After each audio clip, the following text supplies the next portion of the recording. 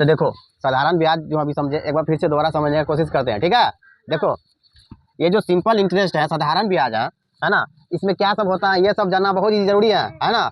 अगर यही सब चीज याद नहीं रहेगा ना तो सूत्र भी याद नहीं रहेगा। तो साधारण ब्याज में होता क्या सब है, साधारण ब्याज में होता क्या सब है, देखो एक होता है मूलधन, ये क्या होता है मूलधन, मूलधन बोले तो प्रिंसिपल है ना। उसके बाद होता है समय, उसके बाद समय को क्या बोलते हैं इंग्लिश में, टाइम है ना। उसके बाद दर यानी रेट, उसके बाद ब्याज, उसके बाद मिश्र धन। चलो इन सभी के बारे में बारीकी से समझते हैं, ठीक है। देखो मूलधन जो होता है ये प्रिंसिपल, ये किसको कहते हैं, जो धन किसी से लेते हैं या फिर देते हैं वही हमारा क्या है प्रिंसिपल यानी मूलधन। यानी जो धन लेते और देते हैं वही हमारा क्या है मूलधन है, वही हमारा क्या है मूलधन है, ठीक है। उसके बाद देखो समय, कोई भी धन को लौटाने में जो समय लगता है या कोई व्यक्ति जो है देता है वही तुम्हारा क्या है, जितना समय में वही तुम्हारा समय है, वही तुम्हारा क्या है समय है। अब देखो यहाँ पर रेट है, यानी जिस मूल्य पर जो है किसी को जो है धन देते हैं वही हमारा क्या है दर है, ठीक है। दर यानी 100 रुपया पर जितना हम उससे जो है वसूली करते हैं, जैसे 2% 3% का मतलब क्या हुआ कि 2% का मतलब हुआ 100 में क्या रुपया 2 रुपया। अगर 4% की बात कर रहे हैं तो इसका मतलब क्या 100 में क्या रुपया ले रहे हैं ब्याज 4 रुपया है ना। तो ब्याज जो है वसूलने का दो जो है समय है, एक होता है मासिक, एक होता है वार्षिक है ना। तो या तो हम साल में एक बार ब्याज जोड़ेंगे या फिर महीना महीना ब्याज जोड़ेंगे। तो गाँव घर में कौन सा चलता है ब्याज, महीना वाला ही चलता है ना। और इसलिए ये तो समझ में आ गया दर। उसके बाद देखो ब्याज, उसके बाद कौन सा चीज है ब्याज, यानी इंटरेस्ट जो है मूलधन पर जो धन प्राप्त होता है, मूलधन पर जो धन प्राप्त होता है उसी को हम क्या बोलते हैं ब्याज बोलते हैं, क्या बोलते हैं ब्याज। और मिश्र धन, देखो ये क्या है मिश्र धन, यानी टोटल अमाउंट जो होता है ना। तो ये मिश्र धन में देखो इसका नाम ही है मिश्र धन, यानी मूलधन में क्या करते हैं ब्याज को भी शामिल कर देते हैं, मूलधन में क्या करते हैं ब्याज को भी शामिल कर देते हैं। तो उसी को योग को क्या बोलते हैं मिश्र धन बोलते हैं। अर्थात मूलधन और ब्याज के योग को हम क्या कहते हैं मिश्र धन कहते हैं, ठीक है। अब देखो इसमें कुछ जो सूत्र है इसको याद रखना है, ठीक है। तो ब्याज बराबर क्या होता है मूलधन गुना समय गुना दर बटे 100, ठीक है। अब यहाँ पर सूत्र याद रखने का कुछ जो है आसान तरीका है, इसको याद रखो।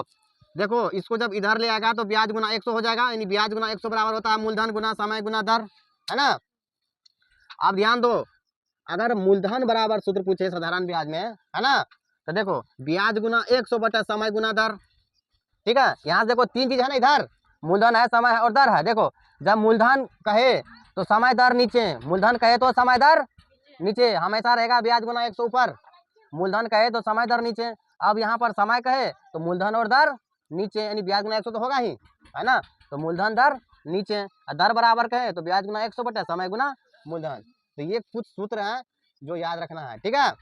तो इसमें चार चीज, कितने चीज होता है चार चीज, यानी 5 चीज होता है। ब्याज लगा धन लगा के कितने चीज 5 चीज। तो 5 चीजों को पहले याद रखना है, तभी सूत्र को हम क्या कर सकते हैं याद रख सकते हैं। यानी 5 व्यक्ति का नाम याद रहेगा तभी ना, अगर कोई व्यक्ति है पता चलेगा कौन व्यक्ति नहीं है तभी ना पता चलेगा।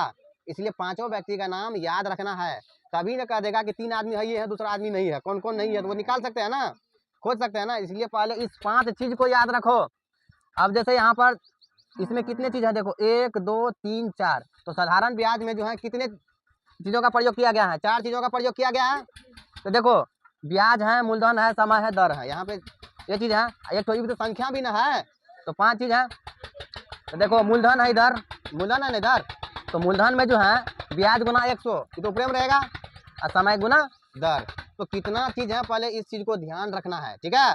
तभी जाकर के तुम सूत्र को याद रख सकते हो लंबे समय के लिए, नहीं तो तुम भुला जाओगे, रट्टा मार के क्या करोगे भुला जाओगे। तो सबसे पहले जो है किसको कहते हैं इसको याद रखो, उसका जो फॉर्मूला है उसका जो नियम है उसको याद रखो, तभी जाकर के ये सवाल रहेगा याद।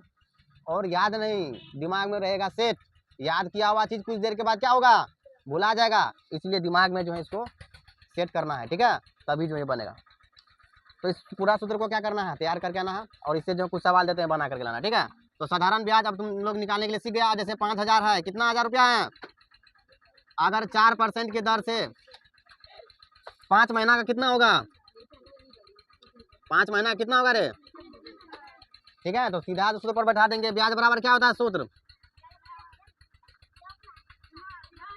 सबसे पहले मूलधन समय गुना दर बटे 100 है ना।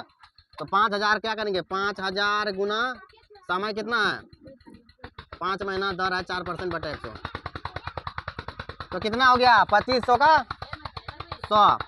5000 है ना रे, डबल जीरो कट गया, कितना हो गया 1000 रुपया। कितना रुपया हो गया ब्याज, 1000 रुपया हो गया ब्याज।